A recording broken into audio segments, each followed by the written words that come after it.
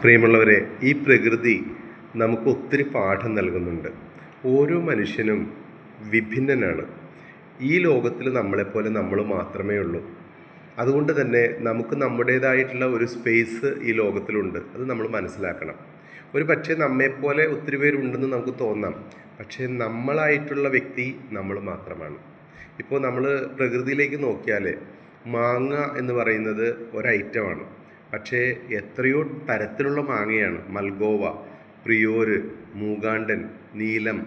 ഓരോ മാങ്ങയ്ക്കും ഓരോ രുചിയും ഓരോ രൂപവും ഓരോ ഷേപ്പുമാണ് അല്ലേ? പക്ഷേ അവയെല്ലാം മാങ്ങയാണ്. ചക്കയും അതുപോലെ തന്നെ, തേങ്ങയും അതുപോലെ തന്നെ. അങ്ങനെ നോക്കുകയാണെങ്കിൽ കണ്ടാലും മനുഷ്യനെല്ലാം ഒരേപോലെ തോന്നും. പക്ഷെ ഓരോ മനുഷ്യൻ്റെയും സ്വഭാവവും ഗുണവും ഗന്ധവും ചിന്താഗതികളും വ്യത്യാസമാണ്. അപ്പോൾ ഇത് മനസ്സിലാക്കി കഴിഞ്ഞാൽ നമ്മളുടെ പരസ്പരമുള്ള സ്പർദ്ധയും മത്സരവും നമുക്ക് ഒഴിവാക്കാൻ കഴിയും. കാരണം ഈ ഭൂമിയിൽ ഓരോ മനുഷ്യനും ഓരോ വ്യത്യസ്ത സ്വഭാവ പ്രകൃതിയോട് കൂടിയിട്ടുള്ള, ശരീരപ്രകൃതിയോട് കൂടിയിട്ടുള്ള, ചിന്താശക്തിയോട് കൂടിയിട്ടുള്ള വ്യക്തികളാണ്. വ്യക്തികളെ വ്യക്തികളായി തിരിച്ചറിഞ്ഞ് നമുക്ക് അംഗീകരിച്ചാൽ തീരാവുന്ന പ്രശ്നമേ ഉള്ളൂ. ശുഭദിനം.